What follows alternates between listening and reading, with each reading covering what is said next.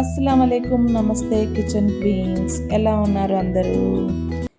ఇవాళ మన ఛానల్లో మీకు చూపించబోతుండేది రంజాన్ స్పెషల్ అయిన గంజి రెసిపీని ఎలా చేయాలో ఈ వీడియోలో చూపించబోతున్నానండి. దీనిని తాగడం వల్ల ఉపవాసంలో ఉండే నీరసమంతా తగ్గి బాడీకి చాలా ఎనర్జెటిక్గా ఉంటుందండి. మరి ప్రాసెసింగ్లోకి వెళ్ళిపోదామా? ఇక్కడ నేను గంజి కోసము 1/2 kg బియ్యము, 1/2 kg పెసరపప్పుని తీసుకున్నానండి. వీటినన్నిటిని శుభ్రంగా కడిగి ఫ్యాన్ గాలికి ఆరబెట్టుకున్నాను. ఇప్పుడు దీనిని ఒక మిక్సీ బౌల్లో వేసుకుంటున్నాను. కొద్ది కొద్దిగా వేసుకుంటూ పల్స్ మోడ్లో బరకగా గ్రైండ్ చేసుకోవాలి. ఇప్పుడు గ్రైండ్ చేసుకున్న దానిని ఒక ప్లేట్లోకి తీసుకుంటున్నాను.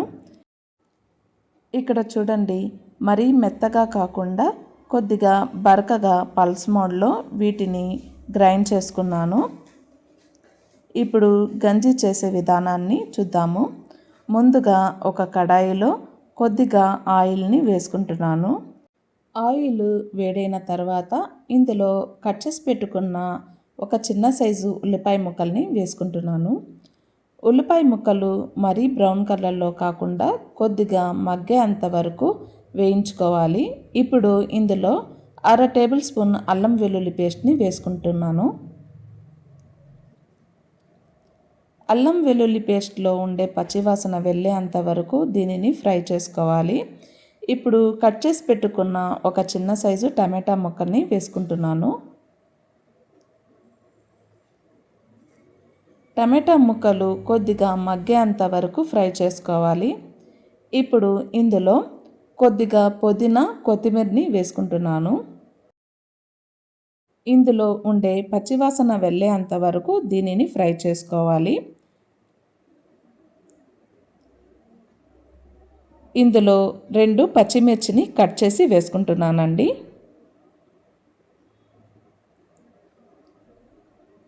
వీటినన్నిటిని బాగా కలుపుకున్న తర్వాత ఇక్కడ నేను ఒక చికెన్ పీస్ని తీసి కీమాలాగా కట్ చేసి ఇందులో వేసుకుంటున్నాను.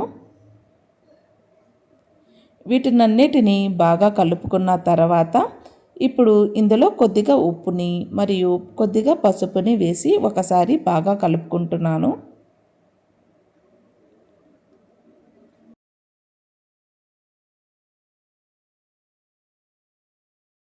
అన్నిటిని బాగా ఫ్రై చేసుకున్న తర్వాత ఇందులో 3 గ్లాసెస్ వాటర్ని వేసుకుంటున్నానండి.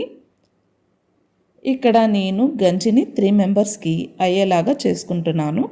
ఒకవేళ మీకు ఎక్కువ కావాలంటే క్వాంటిటీని పెంచుకోండి. ఇప్పుడు ముందుగానే రెడీ చేసి పెట్టుకున్న పెసరపప్పు, బియ్యంని 4 టేబుల్ స్పూన్స్ తీసుకుంటున్నాను. ఇప్పుడు ఇందులో కొద్ది కొద్దిగా వాటర్ని వేసుకుంటూ ఉండలేమి కట్టకుండా బాగా కలుపుకోవాలి. ఇలా కలిపి పెట్టుకున్న దానిని మరుగుతున్న వాటర్లోకి వేసుకోవాలి. స్టవ్ని లో ఫ్లేమ్లో పెట్టి వేసుకోవాలి అండి. దీనిని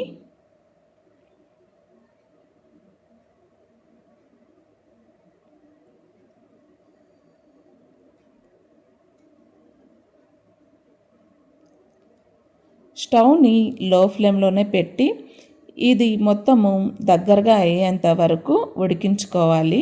కలుపుతూ ఉడికించుకోవాలి అండి. అలాగే వదిలేస్తే అడుగున పట్టేస్తుంది. అంతే అండి, చాలా సింపుల్గా గంజి అయితే రెడీ అయిపోయింది. చివరగా కొద్దిగా కొత్తిమీరని చల్లుకొని ఒక సర్వింగ్ బౌల్లోకి తీసుకోవడమే. దీనిని తాగడం వల్ల ఇఫ్తారీ టైంలో బాడీలో ఉండే నీరసమంతా తగ్గి చాలా ఎనర్జెటిక్గా ఉంటుంది. ఇందులో చికెన్ను, పెసరపప్పు వేయడం వల్ల బాడీకి కావాల్సిన ప్రోటీన్ కూడా అందుతుందండి. ఇది చాలా హెల్తీ రెసిపీ అండి. మీరు కూడా ఒకసారి మీ ఇంట్లో తప్పకుండా ట్రై చేసి చూడండి.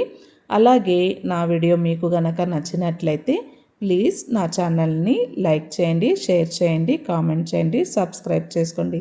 Thank you for